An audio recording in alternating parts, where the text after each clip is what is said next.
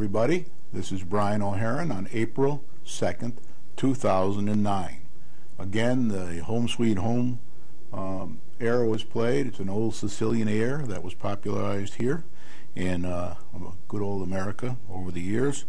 And the picture tonight will be, for the whole program, will be the future Aurora Estates development along the Enterprise Corridor between Torrington and Winsted.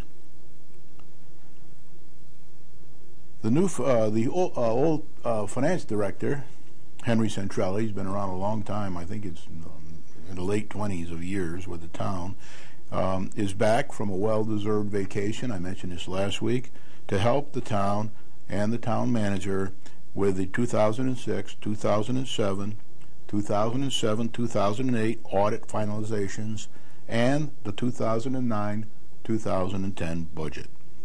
They have until May 4th or so to get this ready for the annual town budget meeting that will be on May 4th. I'm sure it'll be done before then. The initial fiscal 2009-2010 preliminary budget proposals have been presented to the Selectmen and reviews have been held. The Board of Selectmen met with the Board of Education on March 26, 2009. The Selectmen had asked both the town and the Board of Education to strive for a budget that contained a zero increase for the town's taxpayers for the second straight year. They are both striving to meet that goal. The managers throughout the town have been very cooperative during the process, I'm told. There is controversy over the school budget, as some of the parents do not appear to be in favor of the redistricting Plan B proposed to help meet the Selectmen requested zero increase 9-10 budget. The fiscal 2010-2011 budget may also be just as difficult to achieve because the economy projections at the state and local level are not good for the coming year. Please continue to pay attention and vote in November, that's just 8 months away, almost to the day, for the candidates for selectmen that have been encouraging the major development projects against opposition by a small number of Lake residents and a small percentage of the Democratic Party. These projects should earn us, and I'll concentrate a bit on this tonight, between $5 and $10 million in recurring tax money each year once the project is implemented. The 5 businessmen on the Board of Selectmen that are in the majority have long encouraged the new developments along the Enterprise Corridor between Winsted and Torrington, as the additional revenue could help solve many of our town financial problems. As far as I can tell, the 2 minority selectmen and the leaders of the Democratic Party have not officially shown outward support, and I hope they do this year, for the major developments, and may have worked against the tide to slow their progress down. I do know that the last administration was not really a booster of these projects. Most other town organizations have shown visible support for the developments, provided they pass the permitting process at the state and town levels, and their potential additional recurring tax advantage comes true. Good for these other organizations. We really appreciate it. It's hard to find anybody against this project except for the people that I mentioned earlier. Tonight's program will be mostly dedicated to the town, the automobile industry, and the President of the United States. I hope you enjoy this. I put some of the town stuff first tonight instead of last, so that anybody who wants to go to watch a ball game or leave the not interested in the national stuff will catch the town stuff up front. So I'm now going to go to the agenda. I've already given the comments. The town of Winchester problem and this is a reprise. This is the same problem I've been talking about for 4 years now, and put in my green papers. It's changed a little because last year we had a 0 increase in the town budget. This year we could probably have another close to 0 increase. So the numbers will change. Town budgets we'll talk about for fiscal 9 and 10, and then this week's President, Congress, Fed, Federal Reserve, Treasury, state, and town financial progress towards all these budgets that we're all working on. Everybody's working on a budget now. The government is working on their budget, $3.6 trillion budget that's in Congress now. The state's working on their budget, which is going to have a big downdraft next year in revenue. And we're working on our fiscal 9-10 budget under very difficult circumstances. The first thing I point out is the Housing Authority is applying for zoning exemptions to possibly aid in obtaining more grant money for additional senior housing downtown. They have 2 or 3 different things going on now at different stages of evolution. The first stage for them, of course, is always to try to obtain money, grant usually, funding. If you are in favor of senior housing, especially in the center of town, and want to know more, please watch Channel 13 next Tuesday night at 9 p.m. as Fred Newman from the Housing Authority will be on the program with the EDC leaders explaining his efforts. Whether or not they'll have call-in or not, I do not know, but it'd probably be good for you if you're interested in this to watch that program. You can always go to the next P&Z meeting too. Very few people attend these meetings. Usually, again, as I say, people that are against things usually attend the meetings. People in favor of things almost never attend the meetings and sometimes lose by default. The selectmen meeting. The selectmen have a special meeting tonight. It was supposed to be Tuesday, but it got postponed until today. April 2nd, 2009, at 7 p.m. in the Town Hall Hicks Room. It's now about 5 after 8. If you still got time, you might want to get down there. The meeting may be over by then, but they will review and perhaps take action on the fiscal 9-10 budget. Probably take some action. I don't think they're ready yet to finalize it, but take some action on the fiscal 9-10 budget. So they're working on that. They have until May 4th to get it to the annual town budget meeting, and I'm sure they'll make that date. So keep an eye on it. I'll keep you up to date from week to week if I see any progress. Remember, I only use information that's in the public domain here for this program. So unless I have information from the newspapers or from public meetings of the town, I don't use it here on this program. Now, the reprise of the town of Winchester problem, and I've shortened it up a little bit because I put it down to exact kind of what we're worried about now. The town budget has grown at an average of about 3.94%, or about $1,026,000 per year over the last 9 years. When I redo this with the 0 in for last year's budget and perhaps 0 in for this year's budget, some of these numbers will drop a bit, but not enough to worry about right now. Property taxes have increased at an average of about 3.93%. So it's almost a break even there, right? And that's kind of the way taxes work anyway. You're supposed to get what you need to satisfy the budget. Despite this average of 4% on the budget and on the taxes, these statistics have not been enough. Assuming responsible spending, you always have to assume responsible spending and be working towards that, to adequately maintain the town's infrastructure and improve certain service needs and desires. A lot of people can't distinguish between needs and wants and between desires and hopes. But that's certainly, in these times, That's what we have to do. It's happening at the national level, at the state level, and our own level. The town is also very dependent upon various apparently unpredictable state of Connecticut grants and aid that may or may not continue to flow in the future. As I remember correctly, back in 2001, we got 600,000 less than we thought we were going to get, and that has had its impact.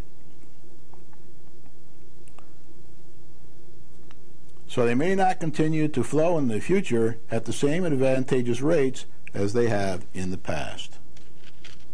Now I want to point out, while we're struggling here with last year's zero budget and this year's zero budget target, we may not achieve it, but be somewhere in that vicinity, we have an opportunity coming into town that I've been talking about for a couple of years now, for major developments down the Enterprise Corridor between Winston and Torrington. Once complete, that will bring in, once complete, about $5 million in recurring revenue to the town each year. And I've put a range here because the dust has to settle on the recession, the dust has to settle on housing prices. A lot of things have to happen. These are kind of high-end houses between $300,000 and $500,000, and average somewhere in between.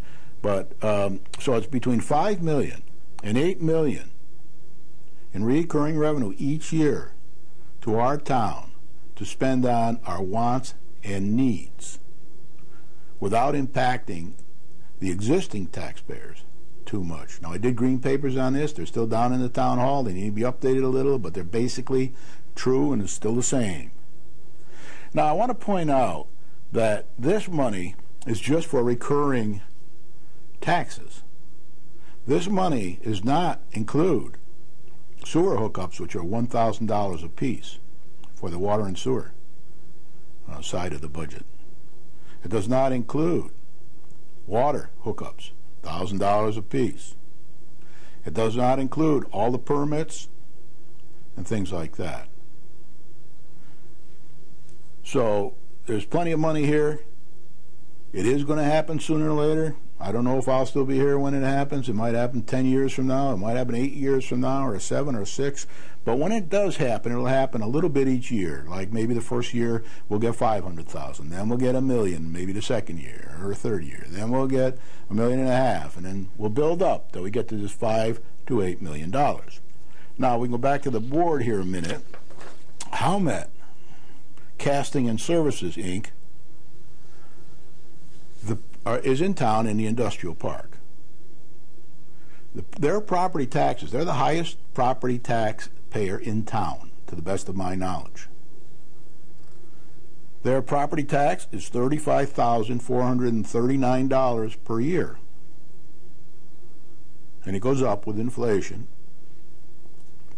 or down with deflation, I guess.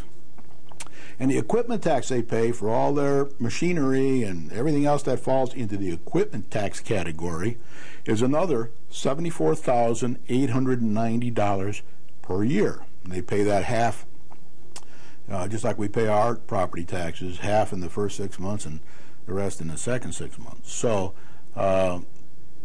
January and July. So you got a total here of $110,329 from our biggest taxpayer in town. I've talked about this on the program before. Now the developments down the Enterprise Corridor, the $5 to $8 million I told you about, we always say may, because till they're done and we know exactly what they're paying, we can't be specific. But they will be equal to 45 to 80 additional Howmet manufacturing companies in town. Now you all can see that bringing 45 to 80 more Howmets in town, we might almost consider impossible. We don't even have the land to put them on. But I'm just trying to make a point here. And this is a gross number. Some people, when they come in down the corridor and all, may have discounts on their taxes for 6 or 7 years or whatever. Howmet, it doesn't have that now, to the best of my knowledge from what I got from the town hall today. Now, any of you can go down to the town hall and you can see these Howmet numbers. Very easy. And if you want to see the projections for the two developments along the corridor between Winston and Torrington, the Enterprise Corridor, you can go to Planning and Zoning, and all that information is in their files. It must be updated sooner or later, but it's the information they submitted when they were applying for their permits.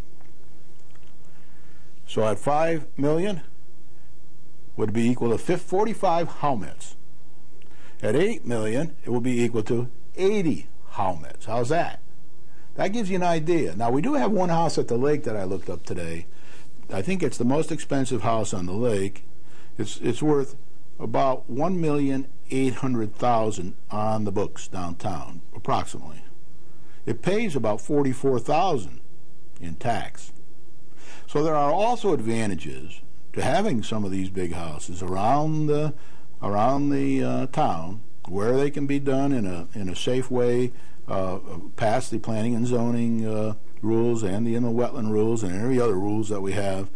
This is good for the town, because for every one you get, if they're as big as the one and as expensive as the one that has just been put up on the lake a couple of years ago, we can bring in another $44,000 plus sewer and water fees and things like that. And they go up with inflation, so and they go down with deflation. So that's a point I wanted to get across. Now, for this year's budget, and I'm working with the latest numbers. There'll probably be some new ones after tonight. Maybe, maybe not. Our new fiscal budget, the preliminary numbers are, same as I told you last time, schools $20,123,977. The town, $11,065,093. And the total is $31,189,070. That will give us, as far as I know, a zero increase in taxes for this next coming fiscal year. Now, these numbers are very preliminary and very rough.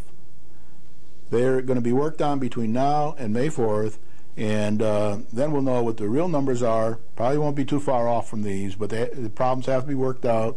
And it isn't easy to work on these budget numbers.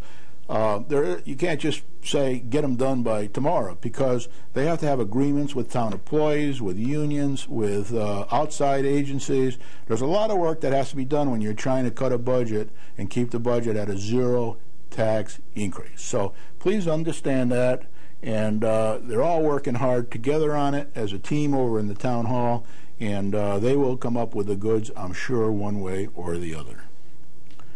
Now, the other thing I want to point out, and I've been making this point for a long time now, about $6 million, $6 million, I call it the sword of Damocles hanging over our head as a town, comes from grants and government money one way or the other, state, federal, whatever. And this is, again, approximation. So if there's any drop in this $6 million that's coming to us, and it's not made up for one way or another by, say, the stimulus package or anything else. Now, the stimulus packages are going to have a lot of rules on. You can't use it for this, you can't use it for that, you must use it for this, you must use it for that. So we don't know exactly yet. It's impossible to finish a budget when you don't even know what you're going to be getting and for what purposes. Now, they will put a budget together, but my guess is it may even change after May 4th if new facts are known from the U.S. government or the state past May 4th. But $6 million is kind of on average what we count on from the state to keep our budget the way it has been over the last few years. Now, for fiscal 09-10, the one we're working on now, we could possibly have a decrease from 10 to 15% from the state. So 10% of $6 million is $600,000 plus another $900,000. That may or may not happen. But I'm just trying to give you an idea of the kind of situation we're in this year and which way the chips may come down. The state is in trouble and meeting their own objectives, getting their own revenue in because of the economy. And this is certainly an unusual year, which may extend into the next fiscal year. Now, to give you an idea, the town budget is 35% of our total budget, 35%. Additional recurring revenue is needed to meet our needs.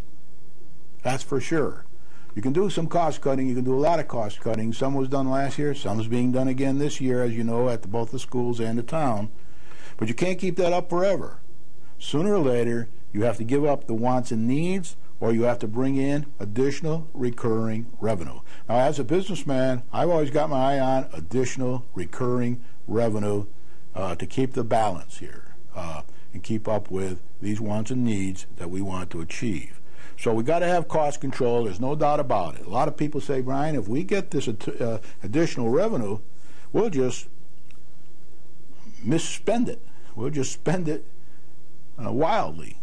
My view is you can't do that. You need to have cost control. You need to be reviewing your costs at all times.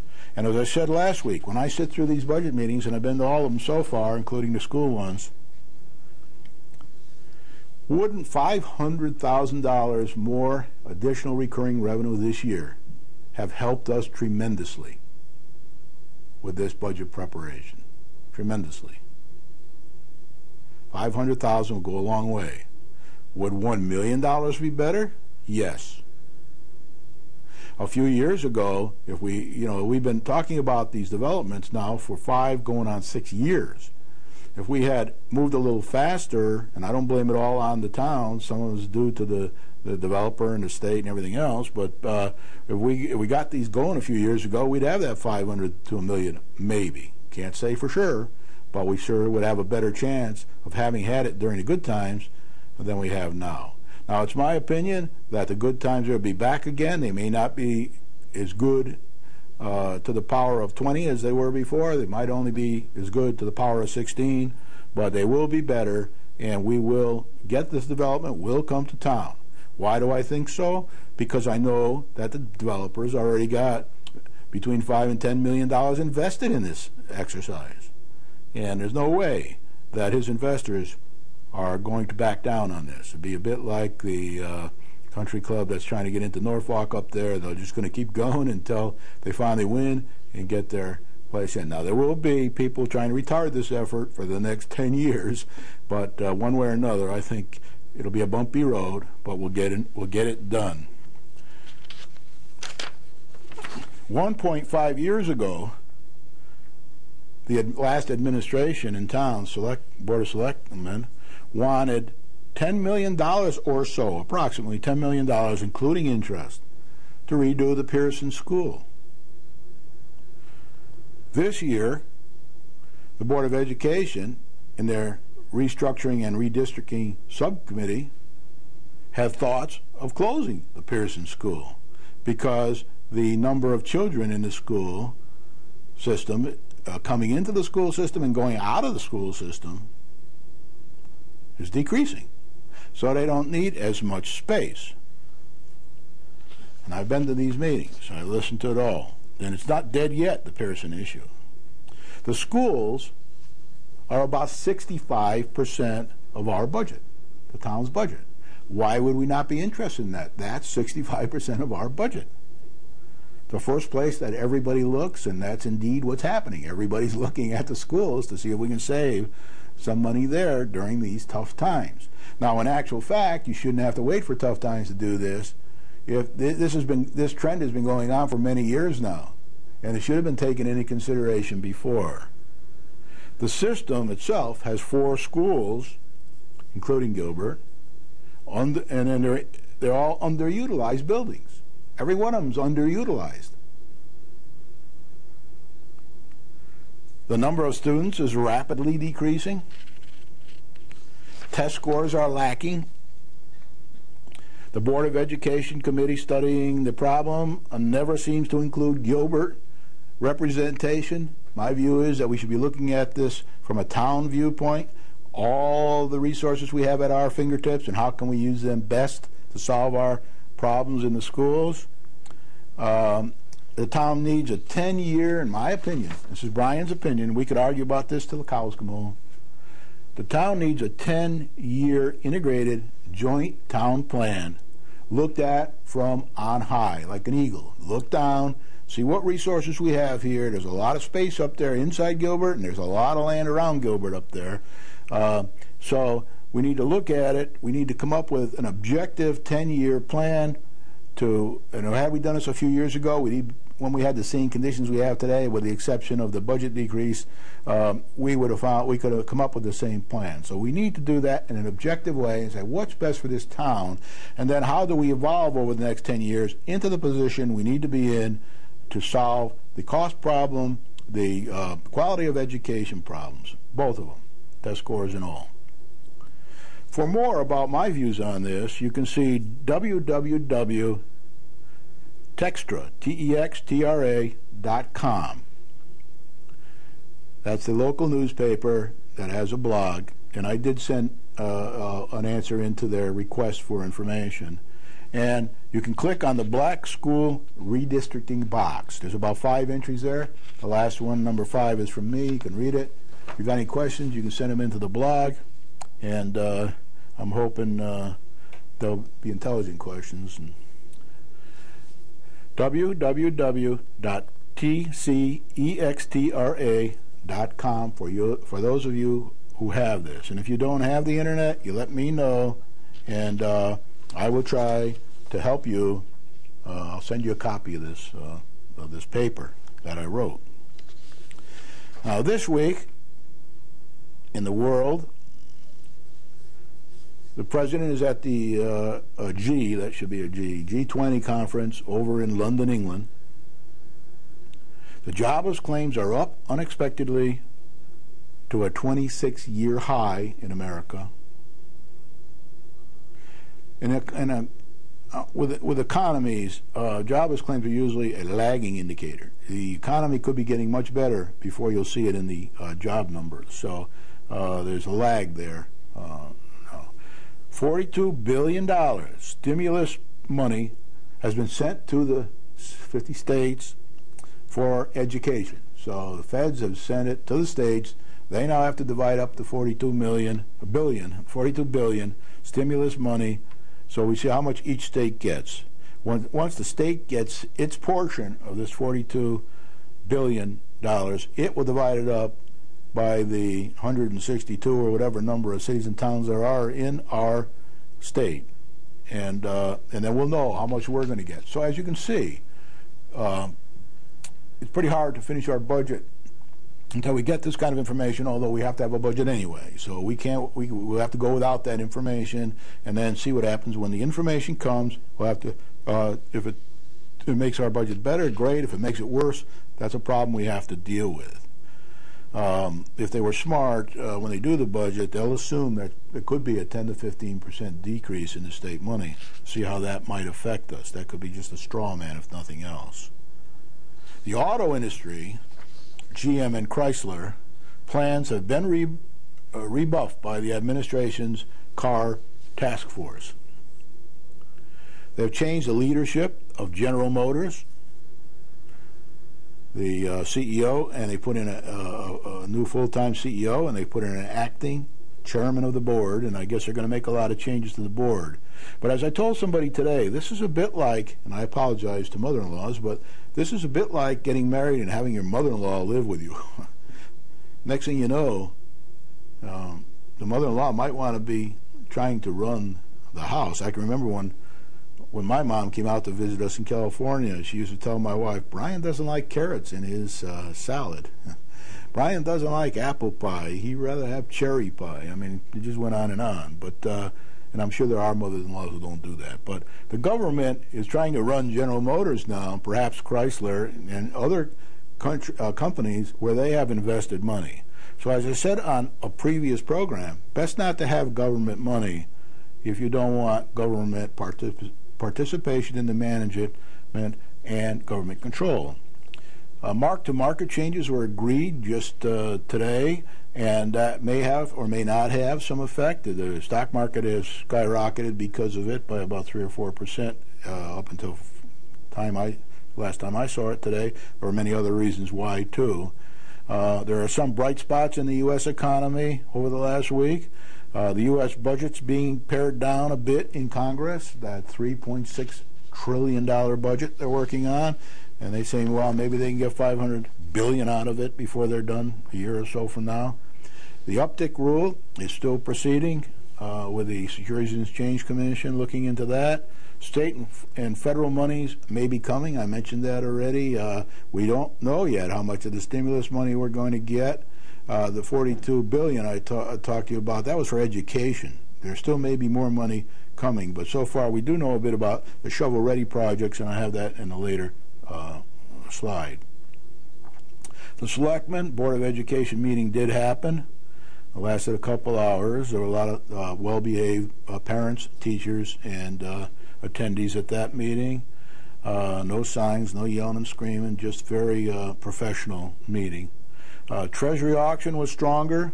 Remember last week I told you the first Treasury auction by the Fed was weak and it spooked the markets a bit, but it's been a little stronger since then. We don't know how it'll be in the future. That's part of quantitative easing. And the Selectmen budget meeting is tonight, 7 p.m., in the town hall. I don't think we'll reach any conclusions there tonight, but we'll probably have a little more information to go by should we go. Now, factory orders, and remember, this is very important because these are leading indicators for the economy, the U.S. economy. Orders for manufactured goods rose 1.8% in February after 6 straight monthly declines, easily beating forecasts of another decline for February. So that's very good news, and of course the market has responded pretty well for that. Construction, spending, and pending home sales were also came in better than expected. So those are all good leading indicators, and it's one of the reasons why, at least for this week, the market's a little more buoyant. Doesn't mean it'll be the same next year. Depends which penny drops, which shoe drops, and we'll find that out. Now, as far as the president is concerned, he's attending the Group of 20 Major Economies meeting in London this week. It looks to me like a lot of the people in London are behaving like they're at a soccer game where they kill each other and everything over there. But they're in London this week, and amidst all the turmoil, they're having their meeting. Politeness and awkwardness will prevail, as the leaders may like the president, but not many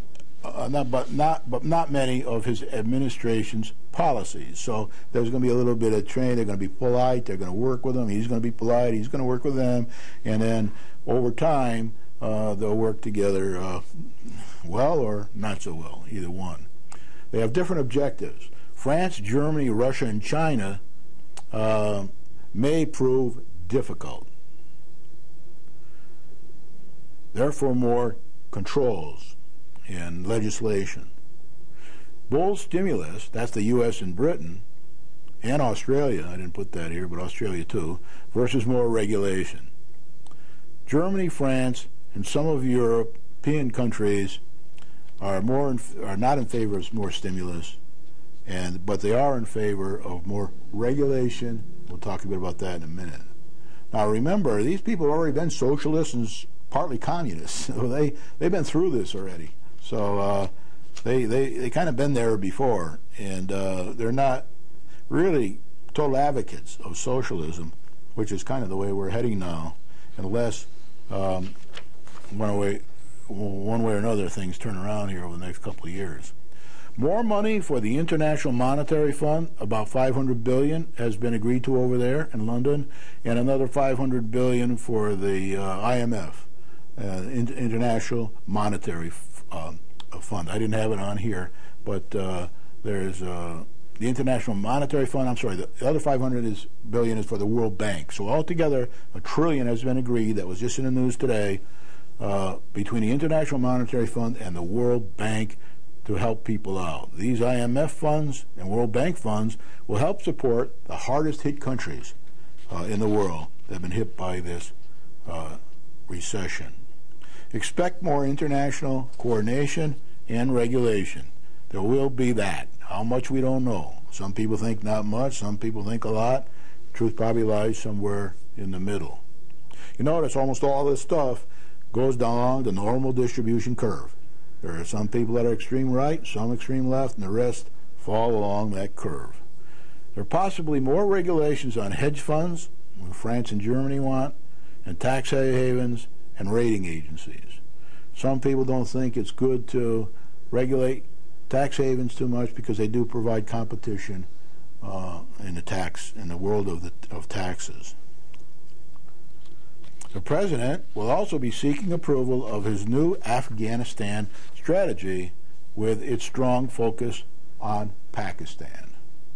He will be sending, this was announced by the president over the last few days, 4,000 U.S. troops and some civilians to help train the Afghan army. He will hold sideline meetings with leaders of Russia and China who are advocating a new world currency managed by the International Monetary Fund.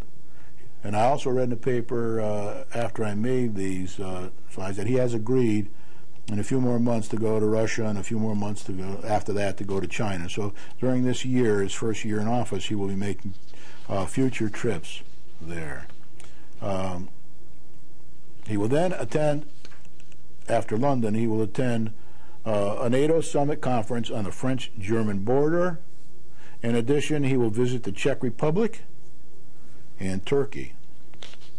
He may make future trips to Russia and China, as I just mentioned earlier. I think he will make future trips. He's already planned and agreed to that.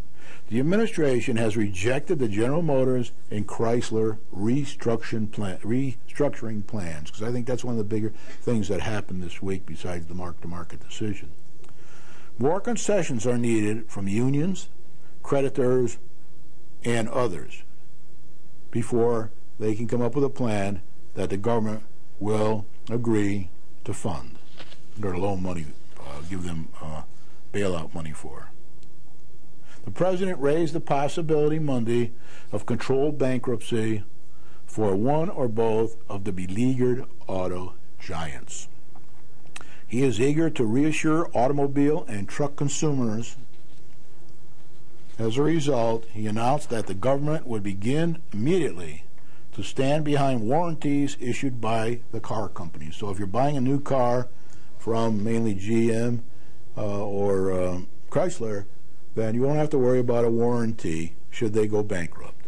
The government will step in and will pay for the warranties and make sure they get covered. Now, this is a guarantee that some members of both parties in Congress had sought from the car task force. Additional car sales, about 100 or 1,000 or so, may be helped by the stimulus tax advantage to purchasers and the expedient purchase of necessary cars for government use. So the stimulus package will help there, and the government will speed up the cars that they intend to buy, and that'll help maybe sell another 100,000 cars. All these things add up. You know, it's piece by piece by piece by piece. It's like making a quilt. You know, you got to do a little bit at a time. The administration is absolutely committed to the survival of the domestic auto industry, providing that it can compete internationally. GM failed to make good on promises made in exchange for $13.4 billion in past federal loans. GM has recently filed for another $16.6 billion in government loans. This is what the government has turned down until they can come up with a better plan, helped by the government and their new management to come up with this plan. Ford, however, has not yet requested any bailout money, so there's not much talk of Ford. They're trying to make it on their own, and I wish them success. A couple of years ago, I went over one of my neighbors asked me about which car companies to invest in, and I warned him off of car investments, but my son, who works in Detroit and Ann Arbor, Michigan, for the car industry as a consultant, told me Ford would probably be the best bet out of the three. And of course, 2 years later, he was right. That doesn't mean they'll make it, but all the car sales were down this last month by about 40%, including Ford. I think probably including Toyota and everybody else. Everybody's in trouble here because nobody's buying cars. Chrysler has filed for another $5 billion in government loans. The CEO of GM has resigned under pressure from the administration. A new chairman and CEO have been named by GM. The chairman is acting. The administration has warned that the government may pull the plug on both companies. The administration has warned these companies that the government may pull the plug on them, both Chrysler and GM, if they don't come up with plans. The administration has raised the possibility of a controlled bankruptcy for GM and Chrysler to help both restructure quicker and emerge stronger. You know, bankruptcy is a good part of the capitalistic system. The capitalistic system could not have succeeded without the provisions for bankruptcy. FDIC is putting the smaller banks into bankruptcy left and right over the years when they need to be. And once they're in the bankruptcy, then a lot of people get hurt. The shareholders get hurt, the unions get hurt, the employees get hurt a bit, but they get to survive and then perhaps grow into strength again. The administration will offer GM adequate working capital for the next 60 days to produce a reorganization plan acceptable to the administration. The Chrysler situation is more perilous. Chrysler will have 30 days, and some of them are gone already, to overcome hurdles with its merger with Italian automaker Fiat SPA, and they are working on green car technology. I don't know if they have a green car or not, but I know they're working on a technology, and I guess our government thinks that that's good if Chrysler can work with them. But they've only got 30 days to get their act together. If successful in that 30 days, the administration will consider lending $6 billion to help the plan succeed. Chrysler plan with Fiat. The bailout funds will be made available to additional bailout funds will be made available to suppliers to the automobile industry in an attempt to keep them afloat while this turmoil is going on. Because if this isn't handled properly, not only will the car makers go bankrupt, but so will a lot of the suppliers that supply to these people, and it might also drag down Ford as well. That's what Ford is saying. If one of these other companies goes bankrupt, then they'll probably be in difficult shape because they all use the same suppliers one way or another. The auto industry cannot be dependent on an unending flow of tax dollars, according to the administration. This week, a new CEO and an interim board chairman have been announced for GM just a few days ago. The industry is suffering the worst decline in auto sales in 27 years. GM and Chrysler themselves have offered special terms to new car purchasers that have lost their jobs. They're going to give them up to 9 months payments of $500. Ford has a similar policy, but not exactly the same. Recipients must qualify for state unemployment to qualify for this money from GM and Chrysler. Pardon me. Ford has a similar program, as I mentioned, as do other car companies. Everybody's trying to see what they can do to help make it easier for people to buy cars before they go broke. The auto industry has laid off 400,000 employees to date as a result of this recession. More plant closures are now likely if GM is to meet the new, stricter rules of the administration. GM owes about $28 billion to bondholders, and GM owes about $20 billion to its retiree health care trust, while Chrysler owes another $10.6 billion, its retiree health care trust. Chrysler owes about $7 billion in loans from banks. GM and Chrysler employ about 140,000 workers in the USA as of February 2009. GM intends to cut 47,000 jobs around the globe, about 20% of its workforce. GM will offer another buyout program to existing employees. If you remember, the town of Winchester is now offering some early retirement package to some of its employees, and some may take it and some may not. GM will also close hundreds of dealerships. That could affect our town and Torrington and Hartford and everybody else, and focus on 4 core brands: the Chevrolet, the Cadillac, the GMC, and the Buick. While I'm dealing with car situation here, I'll tell you quickly that when I was in England, just before I came back to start a company in California, an electronic company, I was offered to run the factories and development labs for British Leyland. And they used to have an expression. I didn't take it because I wanted to get my kids into a capitalistic system for high school. So I came back to America, went to California, and got them into good schools and started a company. But they used to have a saying in the socialistic times in England. If a socialist in England sees a man with a Cadillac, he says, how can we take that Cadillac away from him? If somebody in America sees somebody with a Cadillac, they would say, how can I earn enough to get one of those Cadillacs for myself? Now that may be a bad example. Maybe we should use milk or bread, but in the socialistic countries, they kind of give away milk and bread. They charge heavily for, with big value-added taxes for other things. So now on Congress, the Financial Accounting Standards Board, FASD, that's not a big thing that happened this week, will change the mark-to-market accounting rules. They're called FAS 151.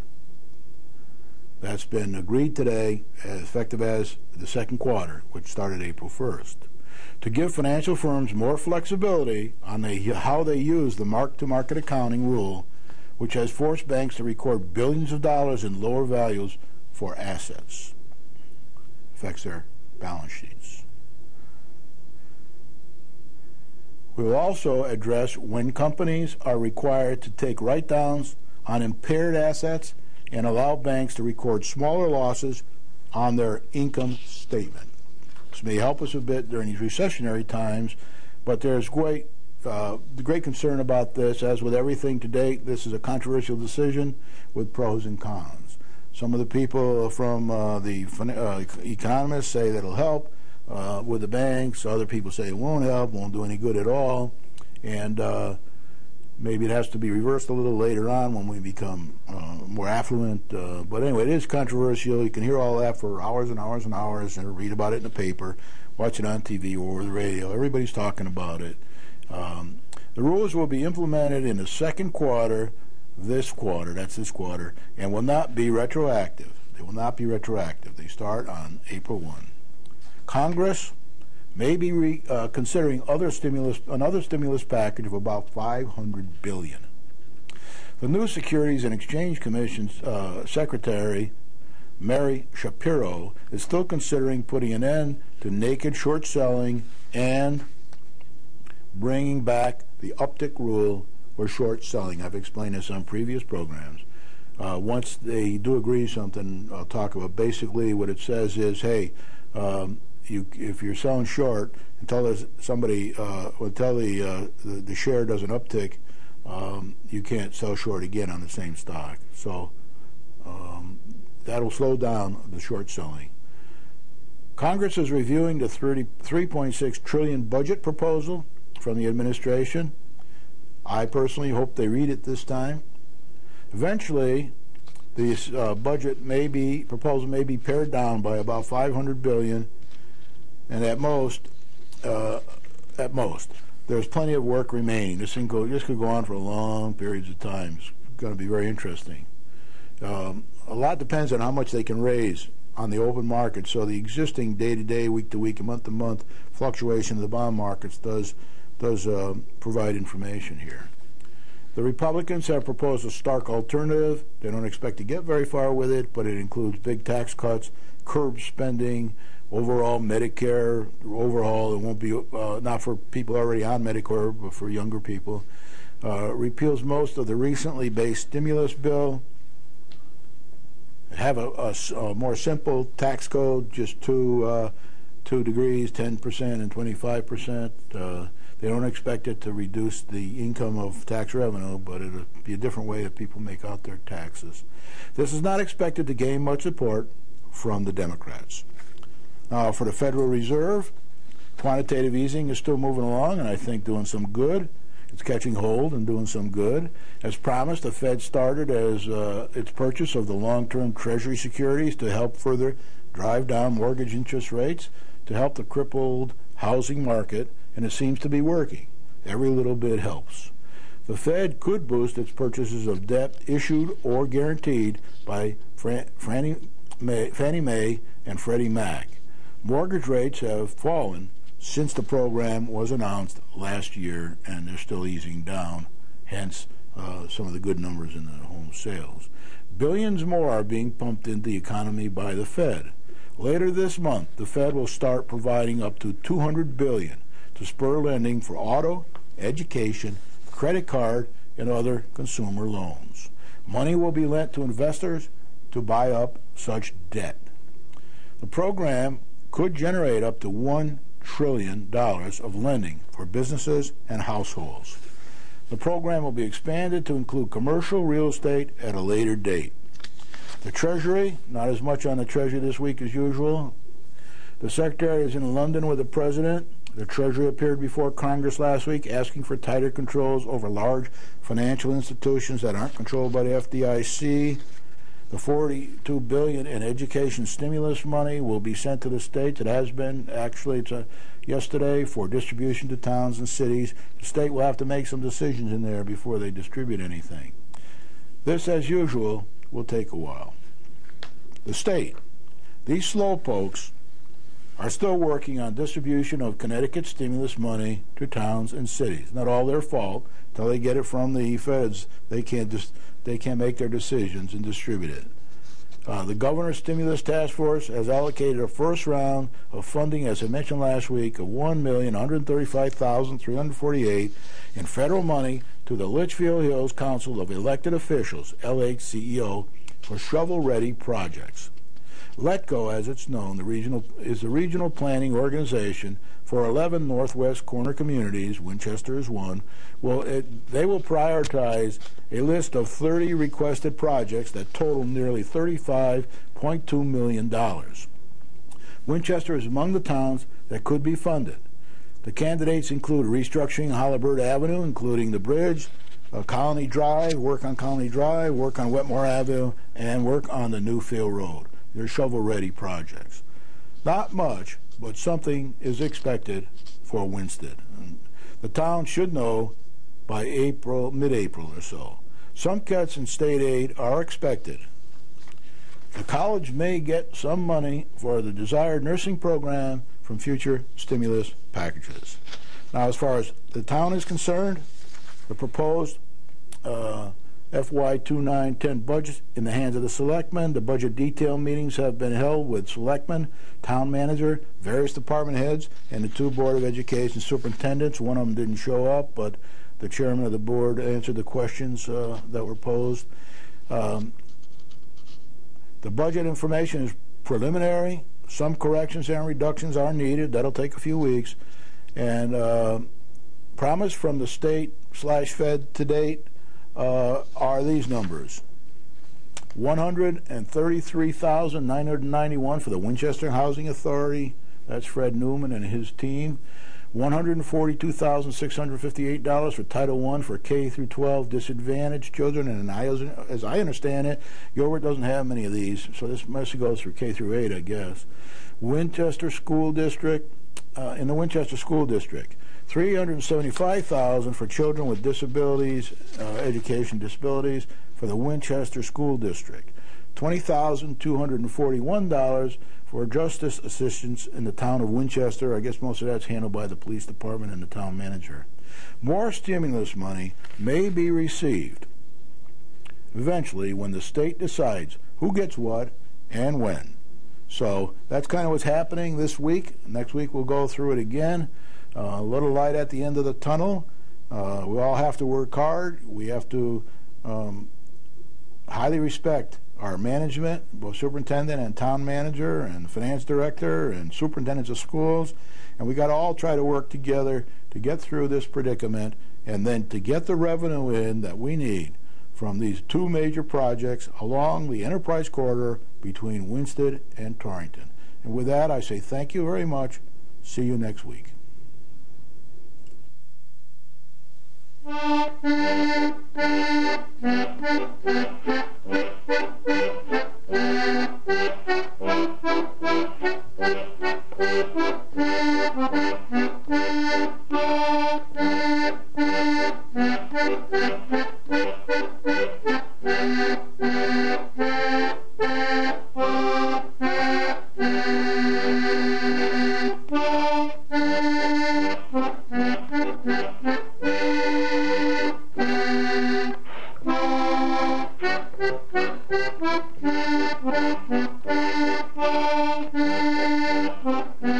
Thank you.